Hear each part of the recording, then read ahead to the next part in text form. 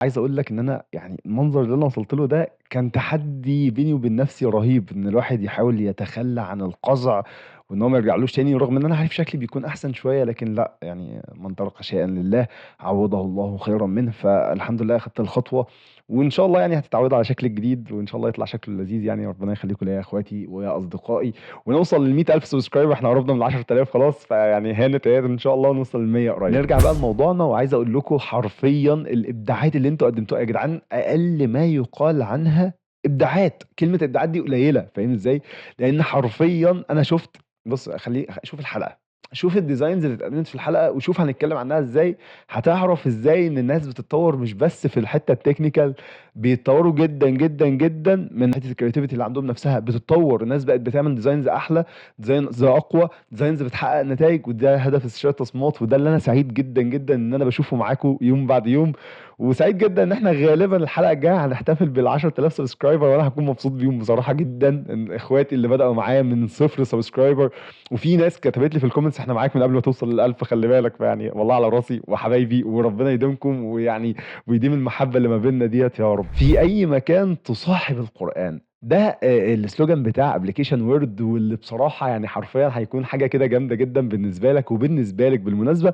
فلو أنت مثلًا ولد هتلاقيه صاحبك معاك في الطريق، مش محتاج إنترنت عشان خاطر تفتح مثلًا، فمعاكش داتا فمش هتعرف تفتح، طب أنت في مكان ما فيهوش شبكة مش هتعرف تفتح، لأ هيشتغل معاك وهيكون معاك على طول، وأنتِ كذلك هيكون هتكون صديقتِك في طريقِك وفي مسيرتِك في حياتِك عامةً، وهتقدري تتابعي الأذكار، وهتقدري تستخدمي السبحة من خلاله، هتقدري تقري القرآن، وبالمناسبة أنتم تقدروا تشوفوا مصحف صوتي، واللي حرفيًا أنت هتسمع أكتر من 100 صوت وأكتر من 100 شيخ من الشيوخ الكبار والشيوخ الجامدين جدًا، وفي المصحف التاني وهو المصحف المكتوب، واللي هتلاقي فيه تفسير لكل آية موجودة، حرفيًا حاجة كده يعني ما شاء الله جمال ودلال. برضه نفس النظام، فكرة إن أنت أصلًا تكون في مكان فتروح تسأل لو سمحت يا باشا القبلة منين؟ والله مش عارف، ممكن تسأل حد، لأ أنت مش محتاج كل ده، كل اللي أنت بس محتاجه إن أنت تطلّع تليفونك، تضغط بس على القبلة وهيبدأ يلف لك ويقول لك اتوجه من هنا، فهتصلي في هذا الاتجاه وهتتوكل على الله على طول. فأنا مش عايز أطوّل عليكم أكتر من كده، لو مش عايز تنزّل الapplication ما تنزّلوش، بس روح ابعته لحد تاني علشان تاخد ثواب، تمام؟ الدال على الخير كفاعله. فهي عاملة زي الشجرة كده، فأنا مثلًا كأحمد قُلت لك عليه، فأنا هاخد ثوابك، فأنا بصراحة طالع منّك بالمصلحة ديّة، فما تستخسرش فيّا الثواب، إن أنت في كل ذكر هتعمله، في كل استخدام كويس هتعمله، أنا هاخد فيه ثواب. نفس النظام أنت ممكن تطلع بنفس الفكرة، إن أنت تروح تبعته لواحد من صحابك، ممكن تبعته لحد مثلًا من أهلك في البيت، والدك، والدتك، يستخدموا الapplication وتاخد ثواب عليهم على كل حاجة هيستخدموها على الapplication، أنت طالما أنت دلّيتهم فأنت بتاخد ثواب حسنات على كل ده. لو حابب تنزّل application word هتلاقي اللينكات تحت في الdescription، وهاحاول اسيبه لكم برضه في comment لوحده عشان يكونوا واضحين وتقدر تنزّلهم بمنتهى السهولة. أهم حاجة عايزك تركّز معايا جدًا وفنجان القهوة التمام، ويالّا بينا يا أيها الفنان. إسماعيل شاب يحب القرآن الكريم، ولكن بسبب كثرة التطبيقات التي تتطلب اتصالا بالإنترنت واشتراكات ضخمة لا يستطيع قراءة ورده أو إتمام الحفظ. الآن قد قمنا بحل مشكلته، وأطلقنا له ولملياري مسلم حول العالم تطبيق ورد. ورد هو أول وأكبر تطبيق قرآني مجاني بدون إنترنت، يضم مصحفين: مصحفا مكتوبا بالتفسير، ومصحفا صوتيا يضم أكثر من 100 قارئ من جميع أنحاء العالم الإسلامي وبجميع الروايات. فضلا عن ذلك يجمع كل ما يحتاجه المسلم في يومه في مكان واحد: تحديد القبلة ومواقيت الصلاة حسب المدينة والدولة، جميع الأذكار والأدعية اليومية، مسبحة رقمية لتسهيل التسبيح، أسماء الله الحسنى مع معانيها. كذلك يعتبر أول تطبيق للقرآن يعمل بالذكاء الاصطناعي لتسهيل عمليات الحفظ والوصول. ورد سهل الاستخدام، وهو متاح الآن على جوجل بلاي أو آب ستور. قم بتحميله الآن واجعل القرآن معك أينما كنت. ورد، في أي مكان تصاحب القرآن.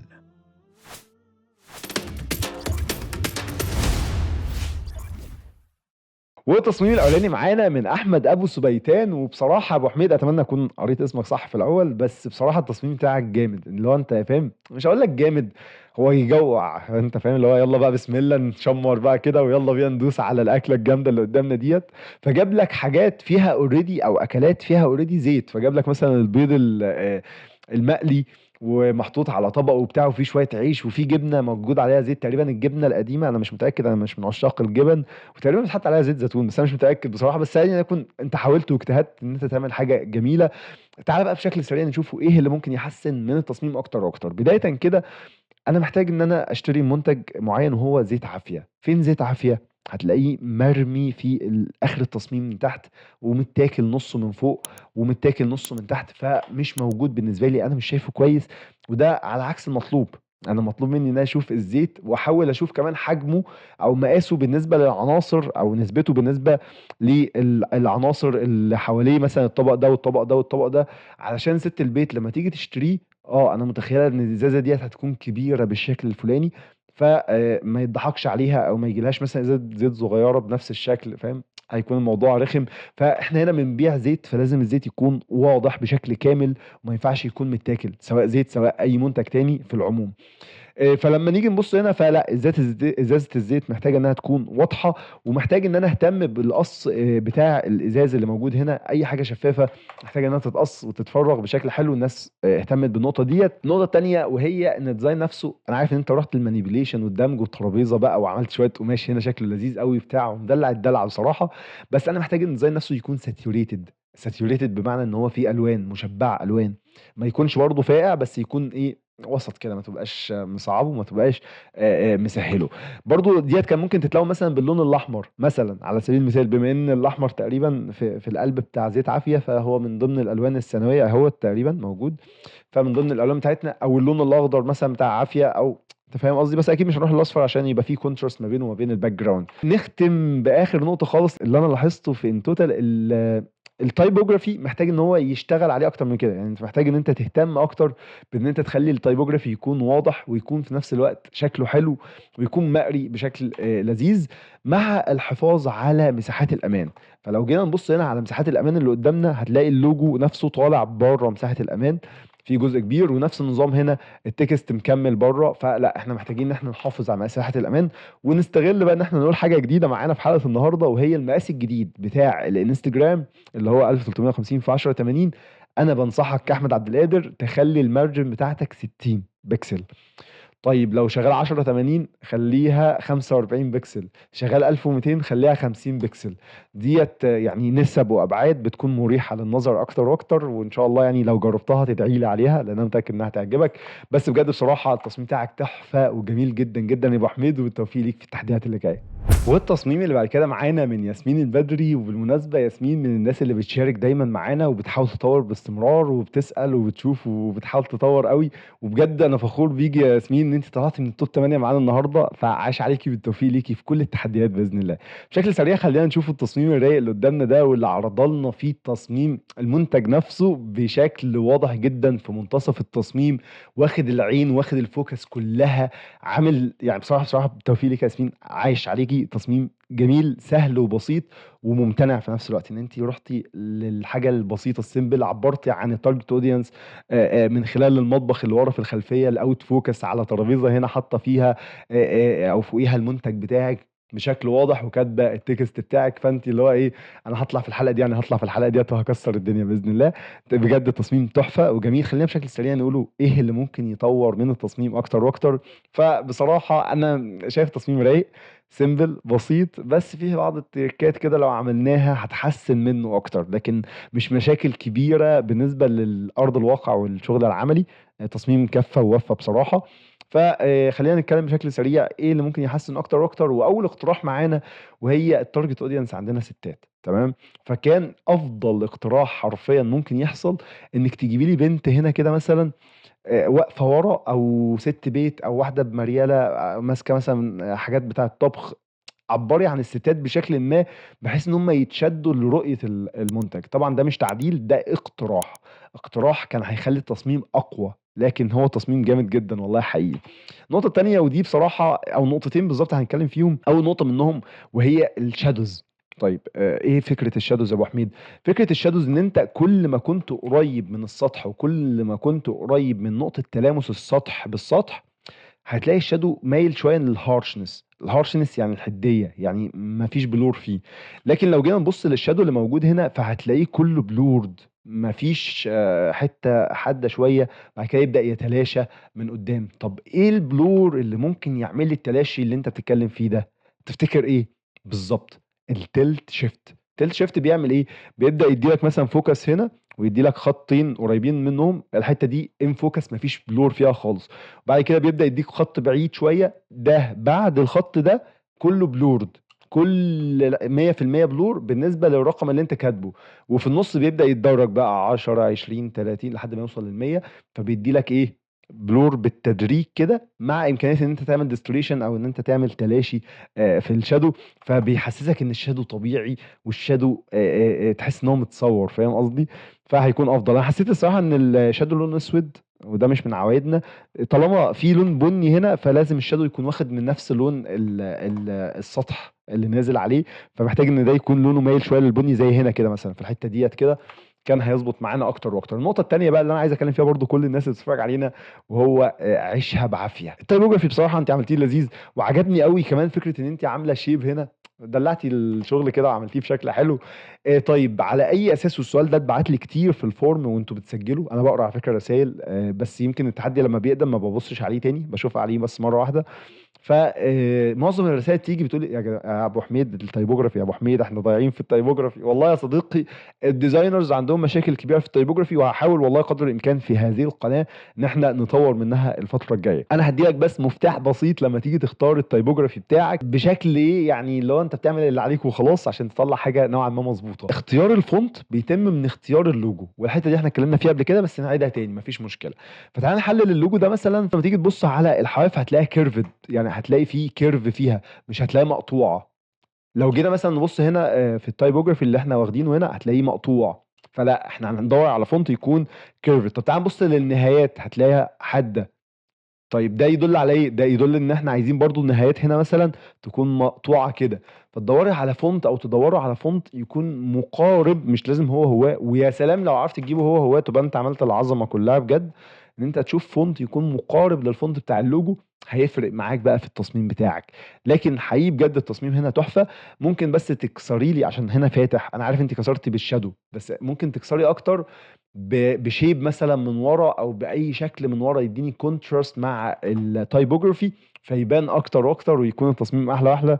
لكن ده هيهات هيهات، يعني التصميم جامد جدًا. هاقترح بس عليكِ تخلّي رقم التسجيل الضريبي يكون في النُص عشان توازني التصميم أكتر، لكن التصميم في حتّة تانية والله بجد يا ياسمين، وبالتوفيق ليكِ في التحديات اللي جاية. والتصميم اللي بعد كده معانا من ماجد القط، وماجد دايمًا معوّدنا على الأفكار الجامدة والشغل الجامد، جامد، جامد حرفيًا، والتصميم اللي إحنا شايفينه قدّامنا ده قدّمه لنا في تحدي النهارده، بجد شابوه ليك يا ماجد، أنت دايمًا ما شاء الله مدلّعنا حرفيًا ما شاء الله بجد. خلّينا بشكل سريع نشوفوا إيه اللي ممكن يحسّن التصميم أكتر وأكتر. فكانت فكرة ماجد هنا الأول في البداية خالص إن هو جاب لك زيت عافية طالع لك من جوّه الذرة، يعني مكان الذرة، فاهم؟ فاللي هو زيت طبيعي جدًا، وكاتب لك عيشها بعافية بشكل حلو أوي، أوي، وبشكل جميل، وألوان جميلة وإضاءات ولا أروع.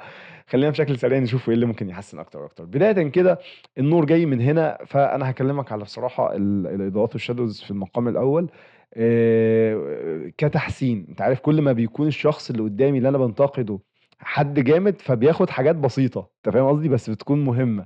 فكتحسين طبعًا ده المفروض فيه هنا contact shadow، للأسف أنا مش شايفه خالص، مش موجود، وده مش حاجة تُقع فيها أنت ماجد يعني. نفس النظام هنا في shadow خفيف، أنت عامل زي cast shadow لذيذ هنا، يعني كنت محتاج الcontact اللي ما بين الإزازة نفسها والزرع اللي من برّه، فاهم قصدي؟ عشان أحس فعلًا إن ده غارس جوّه الزرعة، وإن الزرعة نفسها بتكمّلها.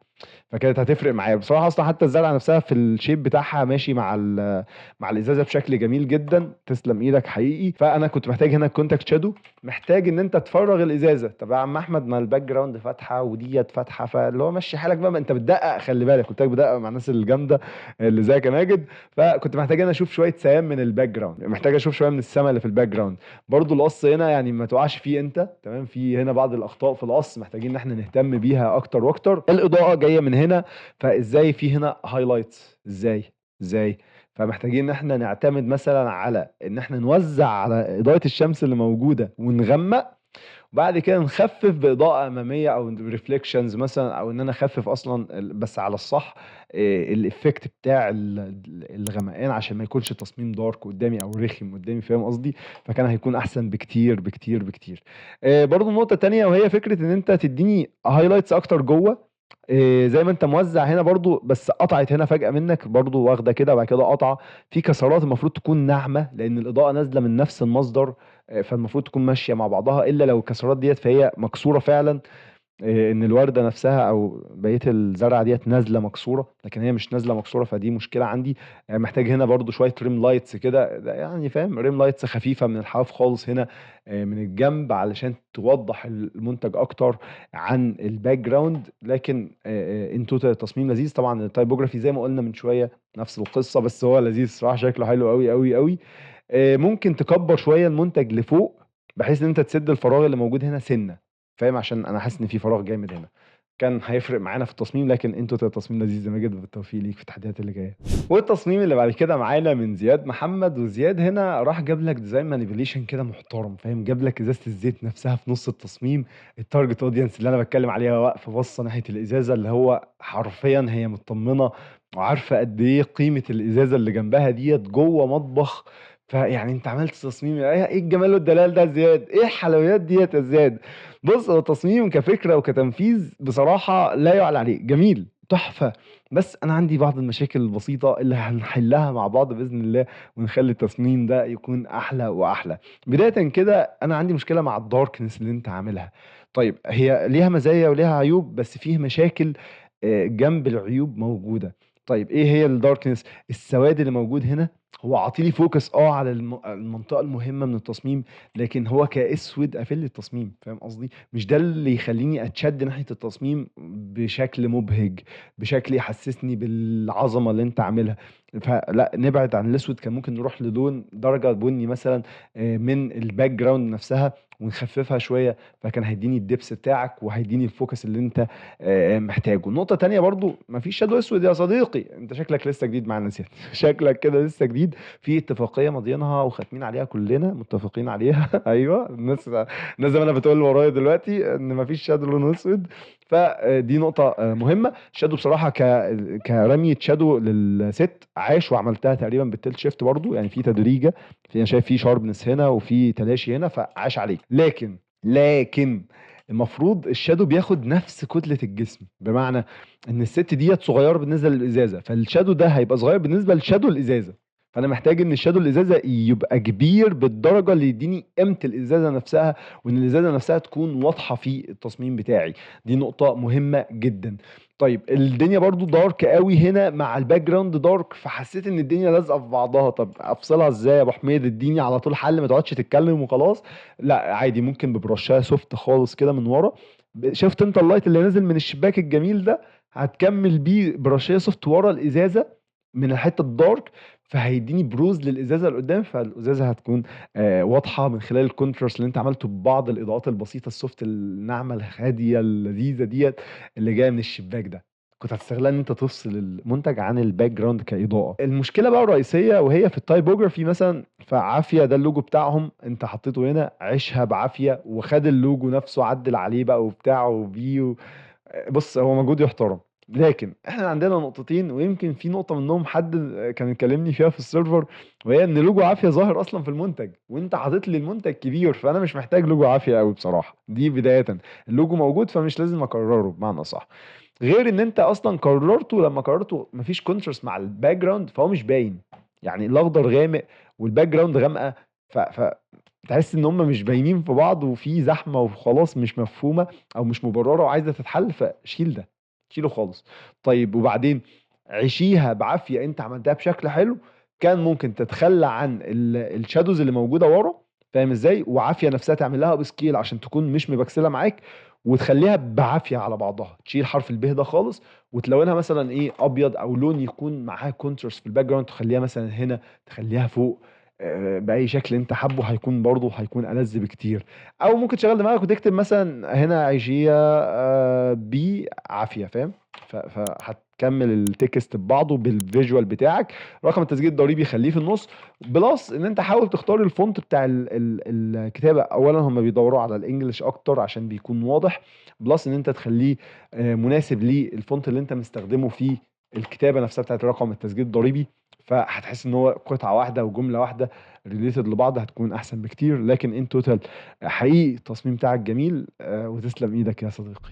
والتصميم الجامد اللي بعد كده معانا من مصطفى عبد السلام، ومصطفى عبد السلام هنا عمل لنا تصميم رايق، جاب لك الtarget audience في نُص التصميم مبسوطة جدًا، جدًا، جدًا، عاملة فرخة وجنبها خضار وبتاع مع زيت عافية. تصميم جوّه المطبخ بfocus على المنتج وعلى الست بتاعة البيت اللي هم الtarget audience بتوعنا، وتصميم والله قمة في العظمة وقمة في الروقان وقمة في الجمال والدلال. وتسلم إيدك يا مصطفى حقيقي على التصميم الرايق ده. خلّينا بشكل سريع نقولوا إيه اللي ممكن يحسّن من التصميم أكتر وأكتر ومنّك أنت شخصيًا يا مصطفى. فأنا حقيقةً يعني الcomposition عاجبني، الelements اللي أنت جايبها عاجبني، التفكير بتاعك والcreativity عاجباني جدًا، جدًا، جدًا. عندك مشكلة ضخمة، ضخمة، ضخمة في الshadows والhighlights، لازم تحلّها يا صديقي، واقفة مع نفسك وابدأ حلّها. خلّينا بشكل سريع نقولوا إيه اللي ممكن يحسّن وإيه المشاكل اللي موجودة في التصميم بتاعنا. بدايةً كده فأنت معتمد إن الsource light جاي من الجنب ده، وده باين فعلًا من الshadows أو sorry الhighlights اللي موجودة القوية على الترابيزة من هنا أو على الخشبة ديّة. نفس النظام أصلًا أنت already نازلة من هنا برضه على الجنب دوّة، نفس النظام أنت منزّلها هنا. هنا ناعمة جدًا بالنسبة إن هي مثلًا هنا قوية، فلازم نحاكي الدنيا مع بعضها. فطالما أنت already اللي راسم هنا، فخلّيها تكون قوية، تخلّي في rim lights نازلة على الست، خلّي اللي في rim lights نازلة على المعلقة، rim lights نازلة على الحواف، فاهم؟ فتدّيني الإيه، المحاكاة بتاعة الإضاءة بتاعة المكان ده. بناءً على الhighlights اللي نازلة هنا، فأنا محتاج أشوف shadows نازلة بالشكل ده، وshadows مايلة برضه أكتر للharshness مش الناعمة. فأنت هنا برضه رميت عامل زي drop shadow أو إن أنت خدت منها نسخة تحت، عملت لها Gaussian blur ويالّا هو ده الshadow بتاعي، فاهم؟ أنت كنت بتقلبنا والّا إيه يا صديقي؟ ولونها أسود، فدي نقطة تانية كده ومشكلة إحنا ممكن نتخانق بسببها. النور نازل من هنا إزاي، في هنا في shadow هنا إزاي؟ محتاجين الshadow نفسه يكون في contact هنا يدل على إن الحاجة واقفة، وفي shadow نازل كده للإزازة نفسها، نفس النظام shadow نازل هنا للطبق نفسه، نفس النظام. يعني على حسب طبعًا الزاوية بتاعتك تضبّط الshadow بتاعك في الجزئية ديّة. الطبق برضه نفس النظام هتلاقيه محتاج إن هو يتقص صح، يعني في تعويجة هنا، على تعويجة هنا، على تعويجة بعيد، محتاجين نهتم بالقص. بس المشكلة الأكبر اللي إحنا محتاجين نحلها فعلًا هي الإضاءات والشادوهات، فبجد اهتم بيها جدًا، جدًا، جدًا. النقطة التانية وهي عيشها بعافية، كان طبعًا قُلنا ممكن نستغنى عن اللوجو بتاع عافية لإن هو واضح أصلًا في المنتج من قدّام. عيشها بعافية ممكن تنزل تحت شوية في مساحة حلوة جوّه التصميم، خاصةً لو عملنا مساحات الأمان، فأنت عندك مساحة فاضية خالص قدّام أهيّة، فممكن تنزّلها لتحت شوية.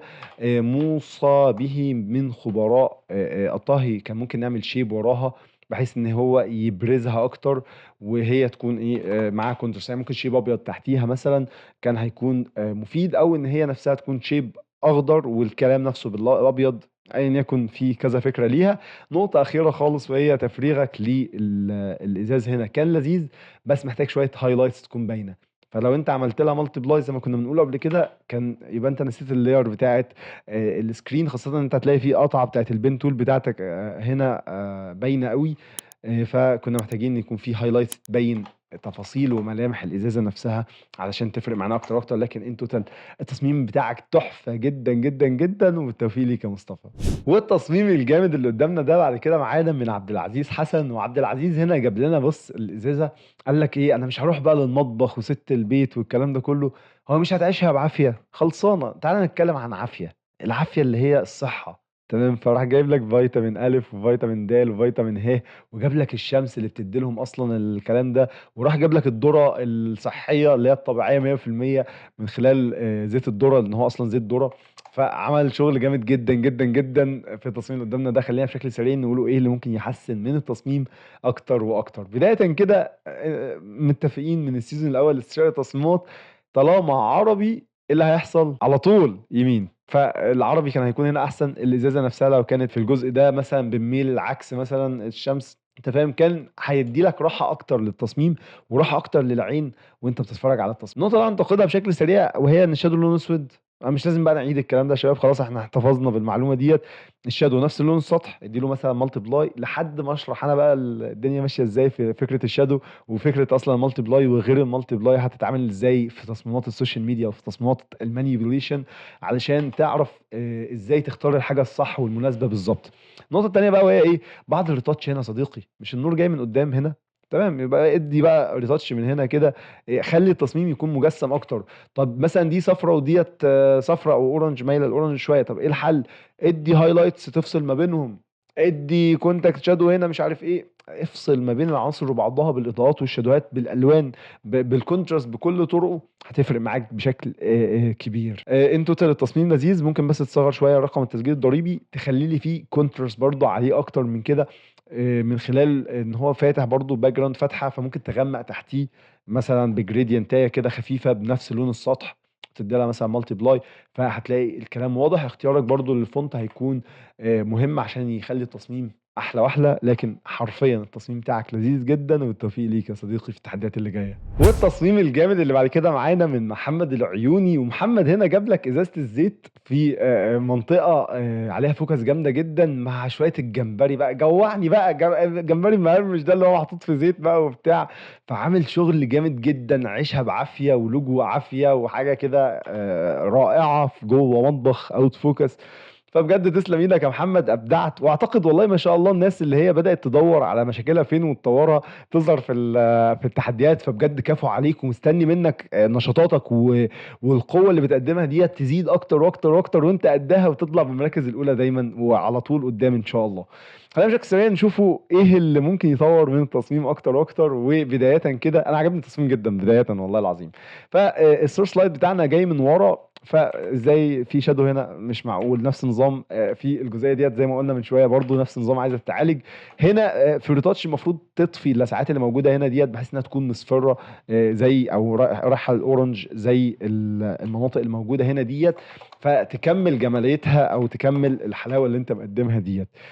طبعًا المساحات الأمان على ال60 أصلًا هتخش كمان أكتر لإن دي على ال45 أنا ما غيّرتهاش لسه، فممكن تاخد ديّة كده تصغّرها سِنّة جوّه التصميم. ممكن نستغنى عن لوجو عافية لإن هو already ظاهر هنا في التصميم بشكل واضح، ونخلّي في contrast بقى مع الtext. طب هنا بقى نحلّها إزاي؟ أكيد مش هنضيف shape ونخلّي التصميم زحمة أو التصميم فيه تفاصيل over مش عاوزينها. طب إيه الحل يا أبو حميد؟ أبو حميد بيسلّم عليك وبيقول لك في source light جاي من ورا، ادّي بقى برشّاية ناعمة ورا تدّيني lights ورا في الخلفية، فإيه اللي هيحصل؟ دي غامقة فالback ground هتكون فاتحة فهيدّيني contrast فهتبان، هتكون أحلى وأحلى وأحلى وأحلى 5، 6، 7، 8 مرات، وهتكون لذيذة جدًا. بُص هو أنا لاحظت إن أنت كمّلت بlights ورا في الإزازة، حسّستني إن هي بتلمع أوي، وطبعًا ده مش حلو لإن أنا حسّيت أو مش وِحِش برضه يعني، بس هو مش أحسن حاجة علشان حسّيت إن الإزازة نفسها مش واضحة، فاهمني؟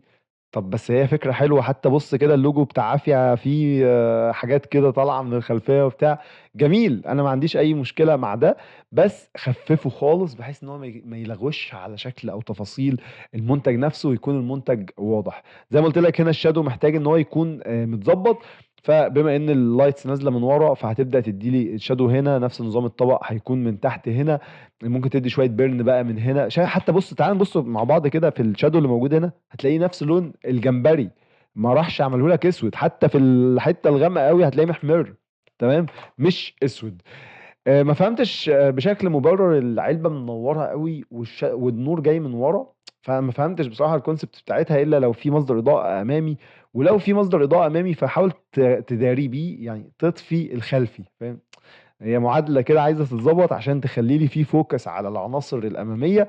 طبعًا الbackground حتى لو generated كانت محتاجة إن أنت تشيل العناصر اللي موجودة فيها plus إن المنطقة دي في حتة focus فما ينفعش تكون blurred، لازم يكون الترابيزة بتاعتك تكون in focus، ويُفضّل كمان لو الترابيزة من قدّام تكون in focus فهتدّيني depth أكتر أو عمق أكتر للتصميم، لكن الfocus بتاعك نازل ورا المنتجات وده مش صح. ده ما ينفعش يحصل أصلًا، لازم نهتم بيها. ما فهمتش بصراحة اللون الأخضر ده جاي منين، لكن حقيقي، حقيقي التصميم in total لذيذ جدًا، وبالتوفيق ليك يا محمد. ونختم بآخر تصميم معانا من عبد الرحمن فولي، عبد الرحمن هنا راح جاب لك بقى البطاطس المحمرة اللي مصر كلها والعالم كله بيحبها وبيعشق أوي، أوي، أوي إن هو ياكلها. فجاب لك البطاطس المحمرة هنا على ترابيزة في جوه المطبخ، وجاب لك في الباك جراوند عشان يبين لك ان هي طبيعيه، فهتعيشها بعافيه. وعمل الحته اللي احنا لسه قايلينها من شويه في التصميم اللي فات، وهي فكره الفوكس بالاضاءه اللي في الخلفيه، كان محتاج بس يزيد شويه بحيث ان هو يغطي مساحه اكبر، فيبقى ديت برضو واضحه معانا في التصميم. لكن هو حقيقي التصميم بتاعك تحفه جدا، ومن الناس اللذيذه اللي عرفت توظف الاي اي نوعا ما في شغلها. بس انا كانت يعني الاسبوع اللي فات ده نزلت يعني بوست كده على الفيسبوك لما غيرت الصوره، لو حد خد باله، كتبت فيها ان انت ما تعتمدش اعتماد كلي على الاي اي، وظفه في التصميم بتاعك. طيب الناس بقى قعدت تقول لي طب اوظفه ازاي؟ الصوره اللي انت عملتها دي ازاي؟ اعمل لنا بيها توتوريال، اعمل مش عارف ايه. والله حاضر، كله بالوقت، وكل حاجه هتتعمل بالشكل الصح بتاعها، والشكل اللي هيفيدك في حياتك العمليه، واللي هيفيدك بجد في المستوى العملي. بشكل سريع خلينا بس نقوله ايه المشاكل اللي ممكن تكون محتاجه تتظبط، وهي مثلا انت فاهم القطات اللي هنا دي محتاجه انها تتعالج مثلا، فاهم قصدي؟ نفس النظام هنا ريفليكشن لذيذ قوي قوي قوي، وانا عارف ان انت عامله يعني تمام، الله ينور، تسلم ايدك يا حبيبي والله، كفو عليك. الشادو لونه اسود، الشادو اللي هنا مثلا مش زي اللي هنا، هنا مفيش شادو اصلا. حاكي الدنيا، شوف ايه اللي مظبوط هنا مش مظبوط هنا، حاول تعمله هنا وزي هنا. حاول تعالج الدنيا عشان تكون كلها يعني زي ما بيقولوا ميه واحده، او شكل واحد، او in the same way يعني بشكل ما. فبما ان الاضاءه نازله من ورا ومن فوق بشكل كبير، حتى انا لازم تعمل ريم لايتس من هنا، فاعتقد ان الاضاءه نازله يعني اعتمادا كليا من هنا. فانا محتاج شادو مدور هنا كده تحت الطبق، محتاج نفس النظام كده ايه، شادو بيرند كده، بيرند محروق من اللون بتاعنا هنا على الترابيزه، والشادو بتاع ده يكمل معانا بشكل جريدينت لتحت برضو. فساعتها كنت هحس ان الحاجه دي راكزه فعلا على الارضيه وشكلها احلى بكتير. النقطة اللي أنا هانصحك بيها فيها عشان نختم بقى معانا في تصميم النهارده، وهي فكرة إن أنت تعمل ريتاتش للمنتج بتاعك، ريتاتش للأكل، ريتاتش للحاجة بتاعتك. فمحتاج إن أنت تطفي شوية في المنتج من هنا، ما يبقاش واضح قوي. أنت عامل هنا بيرن جميل، عامل بيرن وعامل ريتاتش بسيط في المنتج، بس محتاج إن أنت توزعه برضه بشكل مظبوط. نفس النظام هنا في البطاطس، ممكن تبينها لي أكتر من خلال شوية بيرن، كان هيفرق معايا جدا جدا جدا. ممكن برضو في بعض الحاجات اللي طايره ديت تبرنها وتدي لي بقى ايه لسعه كده من الجنب، مش لسعه لسعه، هايلايتس كده عليها برضو شويه ايه، حاجات تكون باينه كده زي ما انت عامل هنا، بعض التفاصيل اللذيذه بس محتاجه تتخفف شويه كافكت كفلو، مش تتخفف كفل، مش تتخفف كاوباستي، تمام.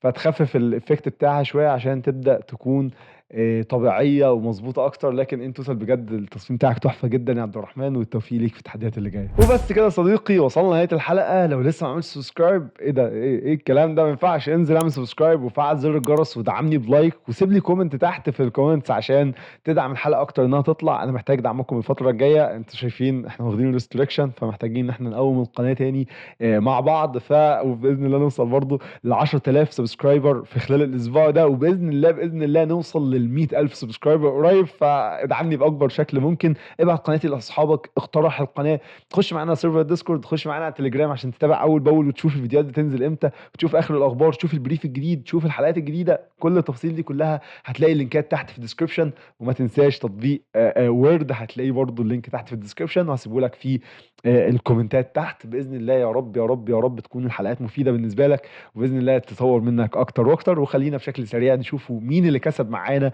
في حلقه النهارده، ونيجي للمركز الثالث، والشخص اللي عملنا تصميم حرفيا يلمس القلوب كده، اللي هو جاب لك تصميم لذيذ قوي قوي قوي، حط لك فيه مأكولات شعبيه بتتعمل بالزيت عشان خاطر يعرف يشد التارجت اودينس بالشكل الصح، اللي هو انا محتاج الزيت في ده، فهتروح تشتريه وهتروح تطلبه. فبجد بجد انا فرحان بيك يا صديقي ان انت طلعت من التوب 8 وانك طلعت من التوب 3، ويفوز معانا بالمركز الثالث احمد ابو سبيتان. الف الف مليون مبروك يا ابو حميد، بجد التصميم بتاعك تحفه وجميل جدا جدا جدا. ناقص بس حاجات بسيطه اتكلمنا فيها في حلقه النهارده، وباذن الله تقدر تعدلها وتوصل لاحسن النتائج، وتقدر تتفوق على نفسك وتطلع بالمركز الاول، وبانتظارك في التحديات اللي جايه بالمركز الاول ان شاء الله. اما المركز الثاني والشخص اللي بينافس على المركز الاول بس ما بتظبطش معاه، والمركز الاول بيتفوق عليه بشكل او باخر، وبصراحه المركزين جمال جدا، وحرفيا انت تستاهل المركز الاول كمان والله يا صديقي. بس هي بعض التفاصيل الصغيره اللي ممكن تفرق اول عن تاني عن تالت عن رابع. فيعني بجد كفو عليك وشابوه ليك، ويفوز معانا بالمركز الثاني عبد الرحمن فولي. الف الف مليون مبروك عبد الرحمن، بجد فخور بيك، تصميمك تحفه جامد، البطاطس محمره جامده جدا، ويعني بجد منتظر منك ابداعاتك والحاجات الجامده اللي انت بتقدمها ديت على طول، ونشوفك ان شاء الله في المراكز الاولى على طول. ونيجي للمركز الاول والشخص اللي بيقفل التحدي ويقول لك التحدي رقم 9 من استشارة تصميمات السيزون رقم 2، انا اللي كسبته وانا اللي اخدته معايا، وبجد انا فخور بيك يا صديقي. التصميم بتاعك تحفه، يمكن انت قلبت شويه بس حرفيا كفكره ابدعت فيها، كتنفيذ عملت شغل جامد جدا جدا فيها، بقى محتاج بس بعض التفاصيل اللي هتخلي التصميم ينتقل للاحتراف وينتقل لحته تانيه خالص. ويفوز معانا بالمركز الاول مصطفى عبد السلام. الف الف مليون مبروك يا مصطفى، بجد فخور بيك، تقريبا دي اول مره تاخد فيها المركز الاول، وحاجه بجد انا فرحان ان انت عرفت توصل المركز الاول وعرفت تقفل التحدي، والتوفيق ليك في التحديات اللي جايه، وحافظ على المركز الاول. وبس كده يا صديقي، خلصنا حلقه النهارده. ما تنساش اللي احنا اتكلمنا فيه ده كله، وعايزك بس اهم حاجه تدعمني بكومنت، اكتب فيه اي حاجه، قول لي رايك في الصوت، قول لي رايك نعمل ايه في الحلقات اللي جايه، قول لي المشاكل اللي بتقابلك، خليني بقدر الامكان احاول افيدك. وتابع دايما في استشاره تصميمات، الحلقات الاسبوعيه ديت بتدي لك باور للتطوير، بتدي لك باور ان انت تحسن من نفسك، تعرف مشاكلك، ان انت تتابع نفسك، ما تفضلش في مكانك، ما تعطلش. ولو اسمك ما طلعش في حلقه النهارده، حرفيا في توب 20 موجودين عندك على الفيسبوك، وحرفيا التصميمات اللي اتقدمت كلها جامده، يعني والله العظيم التوب 20 انت هتشوفهم هتقول انت ممكن من نفسك كده، لو ده ازاي ما طلعش في الحلقه، ده ازاي ما طلعش في الحلقه. فلو انت تصميمك ما طلعش في الحلقه، ادخل معايا على الديسكورد، وباذن الله اتابع معاك كل جمعه، بنخش مع الشباب نشوفوا المشاكل اللي موجوده في التصميم وازاي يطوروها. اهم حاجه تكون شفت الحلقه، يعني عشان في بعض الكومنتس بتتكرر، فلو مش هنعيدها تاني جوه الديسكورد، فنخش لك في التفاصيل الضيقه قوي اللي ممكن تحسن جامد جدا جدا من مستواك. مش عايز اطول عليك اكتر من كده، لو لسه عامل سبسكرايب انزل اعمل سبسكرايب وفعل زر الجرس، واشوفك على خير الحلقات الجايه، والسلام.